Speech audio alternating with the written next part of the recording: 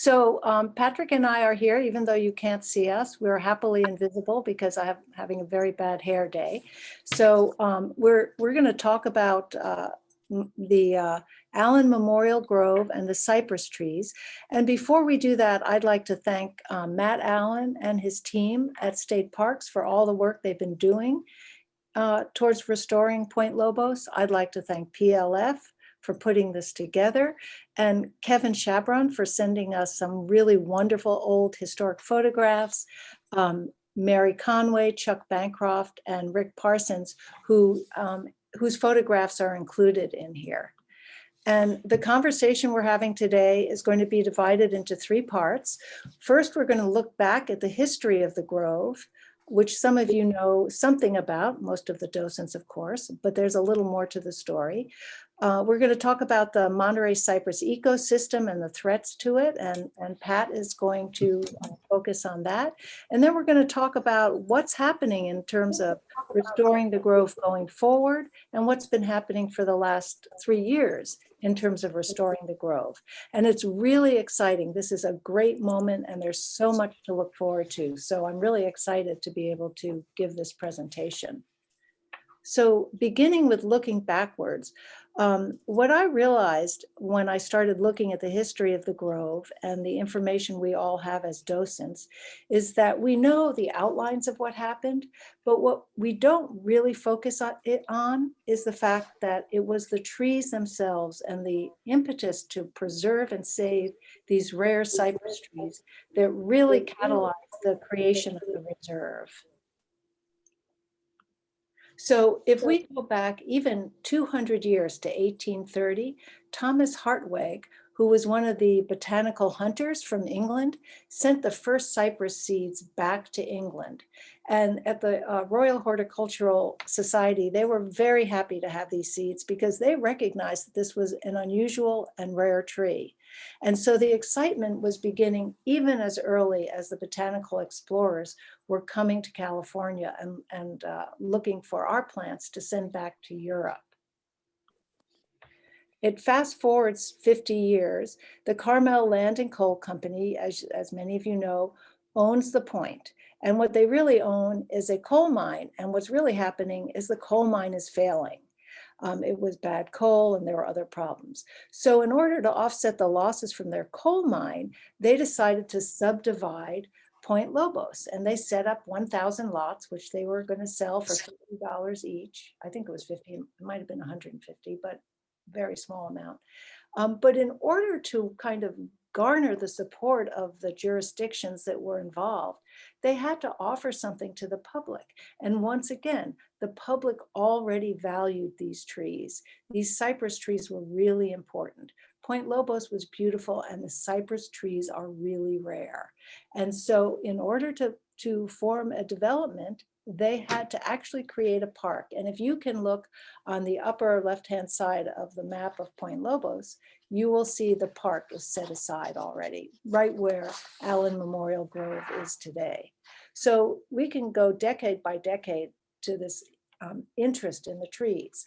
In 1993, there was a stock market crash and there was a economic downturn, and Carmel Land and Coal could no longer hold on to the land, and the Allan family bought the point. And at that point, they started to realize how important the land was, and the public was accessing the land a lot during that time. And if some of you have seen Kevin's photographs, you'll recall seeing photographs with cars all over Cypress Point and people picnicking and all sorts of crazy behavior, which Sadie, who you see over on your right, realized was detrimental to the area. And so she was one of the first people to really fence the Grove to increase, for the sole purpose really, of increasing the protection of the land and the trees. Once again, it was the trees.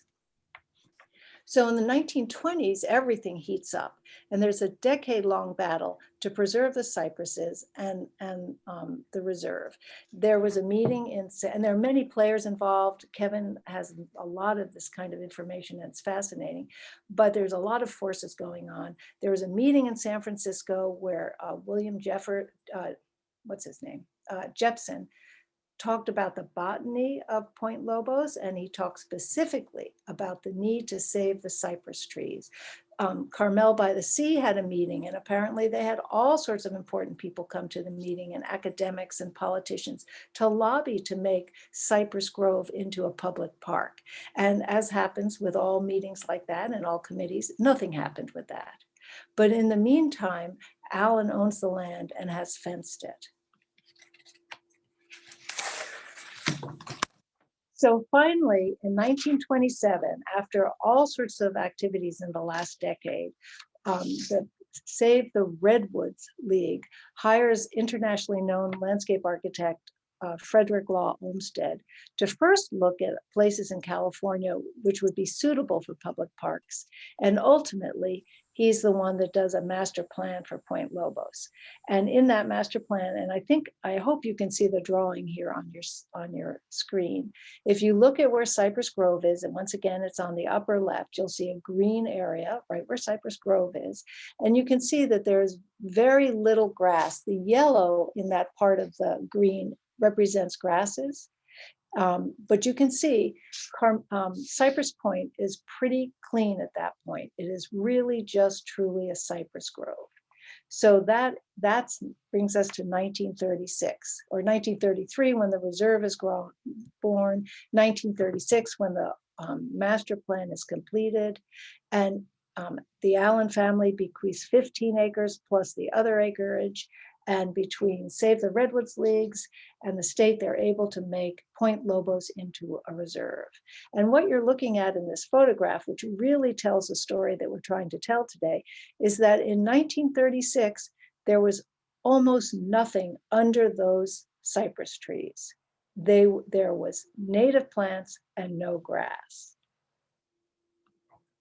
So that's what we're going to talk about next. Okay, the family of cypress trees has been traced back 153 million years. It used to grow on Pangaea, which was the one giant continent that existed at the time. And as that split and broke up, we ended up with the Monterey Cypress, which grew pretty much from La Brea up to Drake's Bay and just slightly inland. And of all of that, all that's left now of the original relict cypress trees is what we have at Point Lobos and what they have over at Pebble Beach. Ironically enough, human beings have spread cypress trees all the way back up and even beyond their original range, so that they are once again found all along the coast, but these two groves are the only original ones.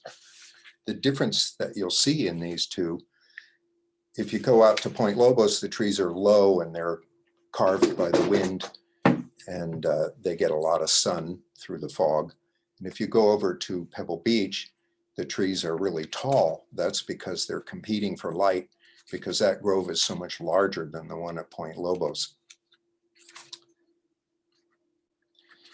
Cypress trees need a cool climate. They like the salt air. And if it gets too warm, they get a disease called cypress canker. And that is a disease that's increasing now because of climate change.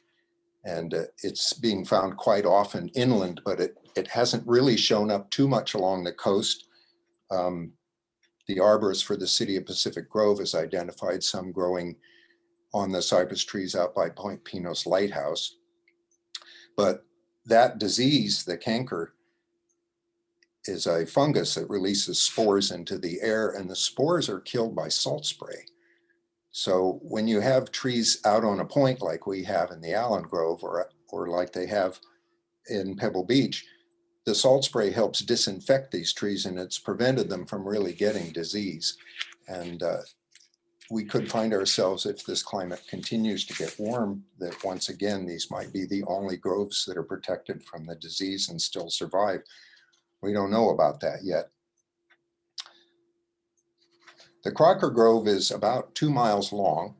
Should I go back to a Crocker Grove photo? Yeah. It's about There we go. Yeah, it's about 2 miles long. It's, which is huge, and they've preserved 12 acres which are the tall trees in the middle. The rest of that whole grove has housing in it. And the Point Lobos Grove is 15 acres. Okay. You can go back. Okay, Yeah. we're going to zoom forward again to, oh, wait. Did I miss it? Sorry, Yeah. guys. There we go. Oh, it doesn't have the male cones on. Yeah. Where is that? It disappeared Oh, it in disappeared. the ether. Oh, anyway, cypress trees are monoecious. Plants are either monoecious or dioecious. Dioecious means that you have a male plant, a female plant, like the coyote brush. A monoecious plant is a plant that has both sexes on it. But within that description of monoecious, you can have a plant with a bisexual flower, which is the common flowers that we see now that has both male and female parts on it. But the cypress tree is what's called unisexual. It has a separate cone and for the male pollen, and another cone that produces the seeds. And we did have a picture of the males, but it disappeared. It disappeared. So what do cypresses need to grow? They like to germinate on bare mineral soil. And you see two pictures here. The one on the left is just outside of the Allan Grove facing Headland Cove. And what you see is where there was a severe rainstorm about 6 years ago that washed a bunch of the decomposed granite down on the side of the hill. And immediately a cypress tree rooted in it. And that's what you see there at the bottom of that grayish area. That's the new baby cypress tree. Yeah. Also on the right, you see a tree that's out in the Allan Grove that germinated on a pile of rocks. As you can see, most of the dirt that you see around the rocks is just stuff that's fallen from the tree. Can I point out something else here on the photograph to the left? It's kind of ironic because you see this little tiny cypress tree growing out of this terrible, terrible decomposed granite, but you also see 3 or 4 dead plants where the decomposed granite runoff actually killed the plant. So it's an interesting kind of paradox. Okay, there we go. Okay, here's 2 pictures of basically today, 2021 and 1936. There's very little left in the Allan Grove that looks like this picture on your left. We found this one little spot. I remember in the 50s and 60s that most of the Allan Grove was covered in iris and erigeron, which are both blue flowers in the spring. The whole forest floor was blue. If you look at this picture in 1936, because it's black and white, it's a little hard to tell, but around the dirt, you see this really low growing plants. That's all erigeron, the beach daisy that's growing under the trees. Should we keep going? Yeah. These are some of the understory plants and animals that live within a healthy cypress grove. You see the erigeron there on the left and a little gallium at the top. Next to that is a snail. That's an imperiled species. It's called the cypress shoulder-banded snail with the simple name of Helminthoglypta dupeta hauseri. Very simple. It was found in 1840, and it does live in our cypress grove. We found it as we're pulling weeds. On the right there is the cypress mushroom, quite a delicacy. And sticky monkey flower, wood mint, wild rye. There's the irises, and most of the docents are familiar with the Trentipolia, which is a blue-green algae, but it produces carotene, so it looks orange. That's down at the bottom. And lace lichen, and I think the lace lichen is helping to protect the cypress trees. Once again, when we get to the spores of the cypress canker, when they blow up into the tree, there's all that lace lichen in there, and lace lichen collects salt from the spray, so it kind of filters the air and keeps that deadly spore out of there. And then down on the lower right, we have another one of the animals that live out there, which is Peter Fletcher's favorite little wood rat. So can I add one more thing here? Because you were talking this morning about how if there's a lot of duff in cypress trees, and when we have cypress trees in our garden, often we want to clean them out so they look beautiful and open. But Pat has a theory that along with the lace lichen, that duff actually helps protect the trees from the canker. And we've read this, and I read it in an article about those trees in San Diego, how clearing the duff out of the center of the trees actually caused the cypress tree to die. Yeah, that's a pretty common anecdotal story about people who open up their tree to accent the lines, and then the tree just starts to die right away.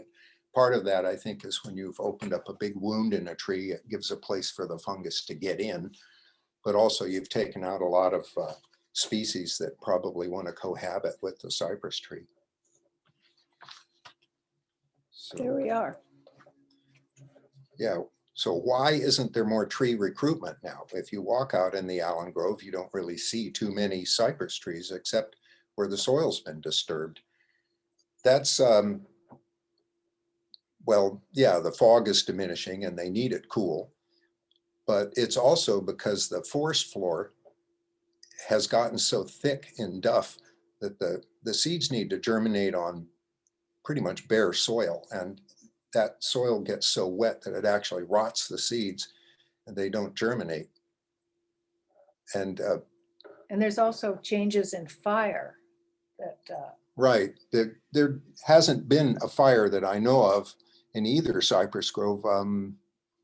There was a fire in what, 1918 over in Pebble Beach that burned that grove. yeah, that's right. And the only fire that's been in the grove out in the Allan Grove was lightning struck a tree up near the top and set it on fire, but that was suppressed pretty quickly. It didn't spread.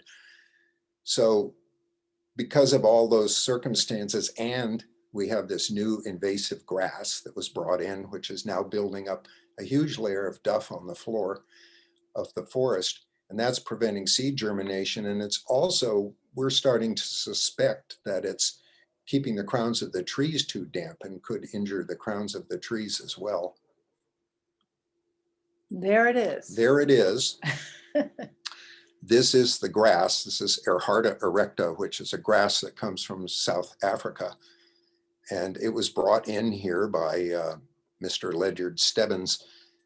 Was it brought by him? It was brought in the 30s, was probably brought- by somebody else, but he's the bad guy. Yeah, Sorry, Mr. he really Simmons. liked this grass. It was brought in as forage for animals. And Mr. Stebbins thought that it would make a fantastic lawn grass because it, as you can see, it is beautiful. And it doesn't need much fertilizer and it doesn't need much water. And it sows 4 crops of seeds a year and it just takes over. You don't have to weed it or anything. It just runs the place. The problem is it's building up so much more duff in a forest that doesn't like duff. So it's threatening the trees as well as all the understory habitat. As you can see, there's no flowers in this picture. Now, as long as we're looking at this picture, you see that big tree on the right up the hill there. It's a big kind of V-shaped tree that has another tree next to it. We've gotten several pictures that for some reason has this tree in it, and we'll show you some different phases of the cypress grove from different perspectives. There are a couple of other ways that this grass is insidious because the seeds are really, really light. And I think they're very, very small. And so they're easily dispersed. And they go on foot and they go by wind and God knows how. They stick to your else. clothes. Yeah. Yeah. So they're kind of scary. Now, here's the same tree again. Oh, sure. On the Oh, right. there, yeah. Yeah, this is looking, if you look at the left, you can see a little pile of branches next to it. Well, this is closer to the tree. There's the pile of branches. It's a slightly different perspective. And this is looking down into the flat area. How long ago is this? Is this one of Kevin's pictures from the 30s? This is from the 1950s, I think. Yeah. Oh, sorry, guys. So there's no grass in this picture. Once again, it's mostly bare earth with, if we could look more close up, we would see some of the other flowers, the iris and the things like that. But that's how much of it has been taken over by this grass. So that's kind of leads us, that's what we know about cypress trees. And I hope you guys are putting a lot of questions in the chat. because there's a lot of information that we just can't get on a PowerPoint. So now looking forward, I'm gonna start by telling you, for some of you who don't know, for some docents who weren't here in 2017 or don't know what we've been doing, and for everybody else who is here, and thank you for being here. In 2017 or 18, we went with Julia Fields, who was the ecologist at the time, and we went out, and this is on the northeast side of the Grove. I think it's overlooking Cypress Cove. We made a circle. We simply made a circle pulling out veldt grass, kind of to see what would happen. And you can kind of see that circle there. And this photograph is from last spring. So what we did in 2017 or 18, whenever it was, 1 or 2 times only, you can still see a difference in how the grass has been suppressed a little bit, which is pretty impressive. In trying to figure out why the cones weren't releasing seeds and or germinating, Anna Bonnet in 2020 did an experiment, and we picked old cones. We knew they were old because they were kind of not shiny and grody looking, and we picked new cones that were kind of shiny, and then we picked what we thought were middle-aged cones, and we put them in paper bags, and we were off trail, I confess, and we went up to the upper part of the Grove, which is facing south, and we put these bags on rocks. And then we went back, I don't remember, a couple of weeks later or whatever it was, and we looked to see, and lo and behold, the cones had actually released the seeds. And so there's some other things I want to mention about these cones being serotinous, which means they need heat. It doesn't mean they need fire. And Pat can talk a little bit later about this interesting thing about how fire interacts with the cypress trees, because it's not the way it interacts with redwoods or even the pines.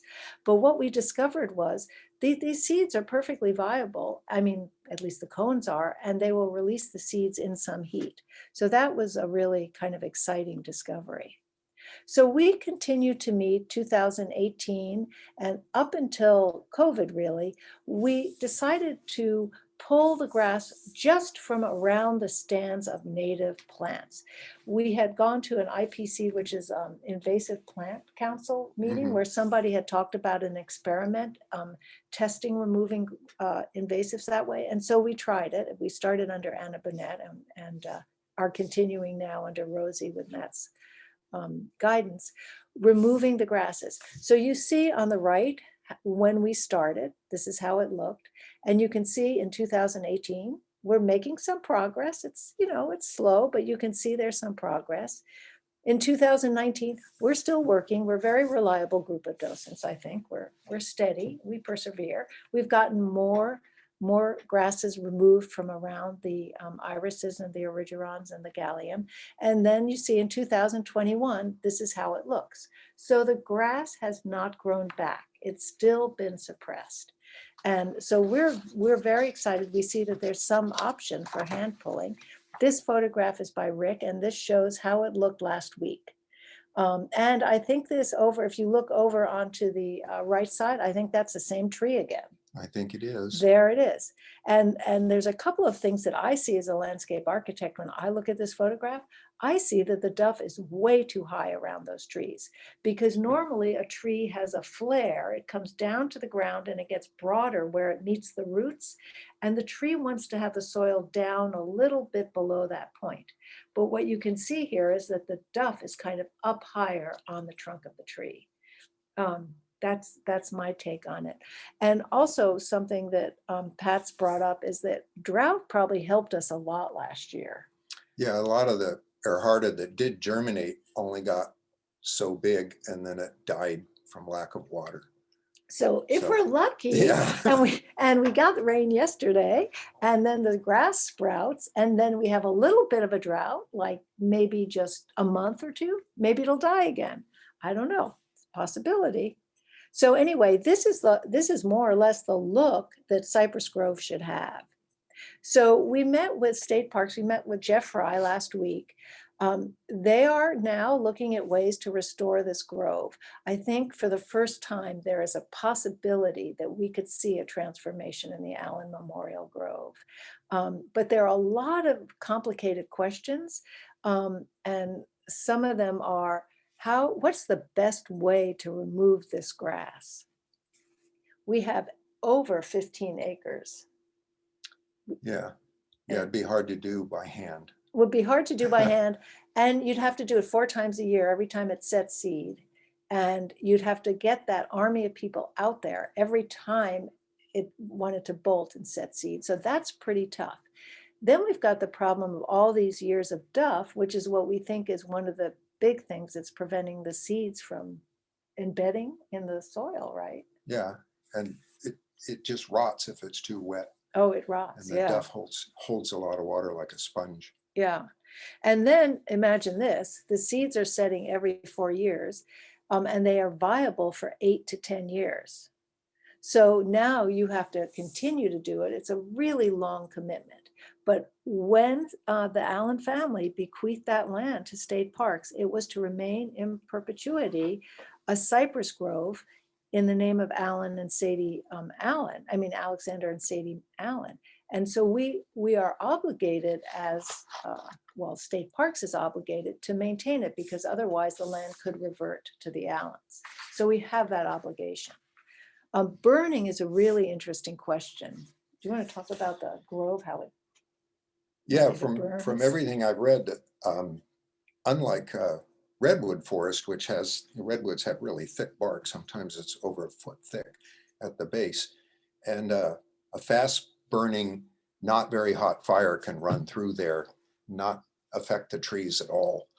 Whereas the normal burn in a cypress grove is for the entire grove to burn, and then all the seeds germinate and it starts over again. So it actually kills the entire grove. Kills the entire grove, and we don't want to do that. So I think one of the things that's being discussed is how to do a low heat burn there to reduce the duff. There's no other way to reduce the duff other than burn it. And that's still being looked into. Right. It's not even known if the Native Americans used to burn inside the cypress grove or not. Yeah. Certainly the bark is not very thick, and certainly the duff would have to be cleared away from the trees, probably by hand, just to keep the fire from getting right on the crown. But that's what they're looking at, is using some sort of aquatically approved herbicide to kill the grass, which then there would be a fuel to burn so that the duff would burn down. And they're still looking into that, the state's botanists. Yeah. And weighing those kinds of issues. And then Jeff was talking about the merits of replanting, in other words, collecting seeds, which is something that you would do in any case, seeds before you start this process of the existing natives. Then do you propagate those seeds, or do you disperse the seeds? If you propagate them, who does that? Is it a contractor or is it state parks? And it's a big commitment. And so the merits of volunteers versus subcontractors, and then the risks and how to protect existing plants and mycorrhizae and fauna, which include that snail, are all things that are being tossed around. But there is a movement towards restoring this grove. So the strategy that Jeff was proposing is that you first collect seeds of the native plants for future use. So you have a bank. That's what we did at Asilomar, and are still doing. It's a constant process of replacing plants with new plants. And we collect seeds there. There's a greenhouse there. We collect the seeds, we raise the plants from seeds, grow them up into 1-gallon cans, and then plant them out. And one of the things Jeff said was that the plants that were grown by state parks at Asilomar or even in the marina, he feels look much better than some of the plants that are grown by contracted out propagation by companies like Rana or West Coast. Yeah, and we had a little problem. We contracted out when we restored the South Shore Trail. Unfortunately, one of the companies that had been contracted to grow seedlings sent us contaminated seedlings that were contaminated with Phytophthora root rot. Which is really common in the trade and really bad. Yeah, and the state just rebuilt the greenhouse at Asilomar. It's now a state-of-the-art, best practices greenhouse.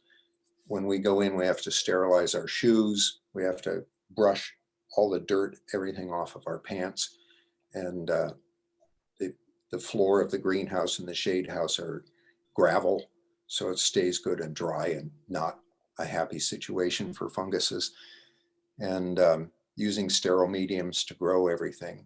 So the state is ramping up to be able to do this. There's still some discussion about whether Point Lobos should have its own greenhouse or if we can use Asilomars.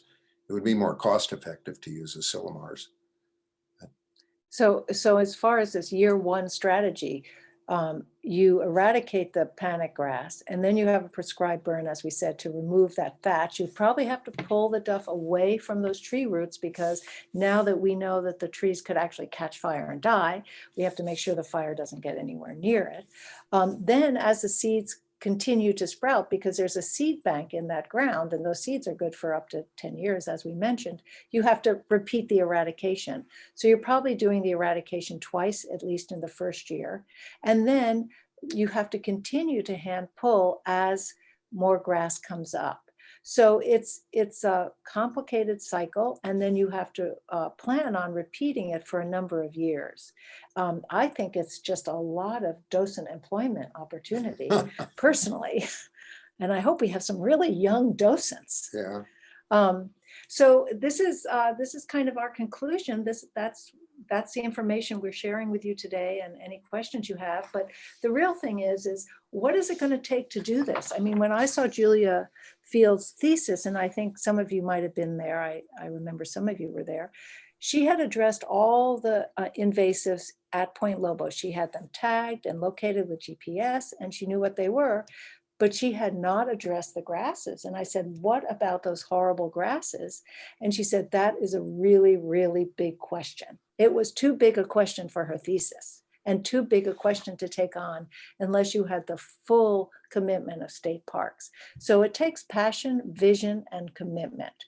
And I'm hoping that this is a year when we can get that started. The first thing we have to believe in is that this is possible. Pat and I were at a state park early detection for invasive seminar last week with a lot of the state park people. And one of the presenters, when she found out we were talking about 12 acres of Ehrharta erecta, panic veldtgrass, she told us to just give up. But I don't think giving up is what we want to do. Jeff said he wasn't giving up. Rosie's not giving up. I don't think Matt's giving up. So we have a passionate belief that this actually could happen. The second thing we need is a vision for how to accomplish it. And that's something that State Parks is trying to kind of suss out right now, how they're going to do it. And the outline you saw was their current thinking. It could well change.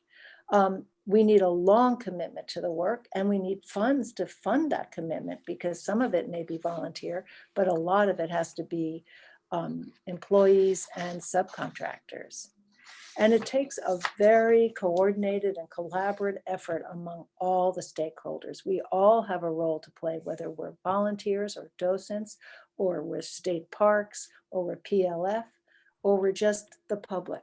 We all have to be involved and engaged in this process, because it's a really big one, and it's an exciting one. So it's not going to be easy. It's not going to be quick, but I really think we can do it. And with that, we'll take any questions. Thank you so much, Katie and Pat. I really appreciate that's fascinating. If you want to, if you stop the screen share, we'll be able to see. Okay. You Okay, we won't be invisible? Oh my God, there's people there. We're all here. We're all here. Oh God, how was the hair? So we had a couple of questions answered in your presentation, and they were the seeds, and then the other one was about fire. So those two, you really in the presentation, they got their questions answered. But we have a new one from George, who wanted to ask, what's the status of the Crocker Grove, and what efforts, if any, is the Pebble Beach company doing? Oh, that's a really, I'll start it and toss it on to Pat. That's a really interesting question. And one thing we thought about doing, and I think Mary Conway asked if we could do it, is we would be happy to lead a walk through Crocker Grove at some point. Crocker Grove had a slightly different condition than we have at Point Lobos. It had a lot of pines that had encroached into the grove. And what those pine trees were doing was changing the soil topography. It was raising it. And then when the pines died, it was raising it and leaving a pit. And I think it changed the hydrology of the grove so much that the trees were threatened by too much water. Right. Does that sound right? Yeah, when pine trees fall over, they leave a deep pit and it fills up with rainwater and it raises the water table, which cypress don't like. Yeah. So when their ecologist, Jeff Froke, went to the Pebble Beach company and explained that to him, they gave him $60,000 to remove the pine trees. Yeah. And he got about 85–90% of them out of there. Yeah. There's a few more to go. Yeah, it was interesting. He also said that in taking them out, because of the cost of taking them out, which is high, they had to take them out with mechanical equipment. I'll say a tractor. Yeah. But he said if he, in a perfect world, he would have just had them pulled out by hand, because the tractor wheels also leave ruts and change the topography. But Crocker Grove does not have a threat of veldt grass, right? There's no veldt grass. I've seen one or two pieces there. Yeah. That's it. Yeah. It's not like Allan Grove. It actually has a better balance of Cypress Grove understory natives. It's being invaded by a licorice plant, which is coming from across the street. And but that's not gotten out of control yet. It can get out of control.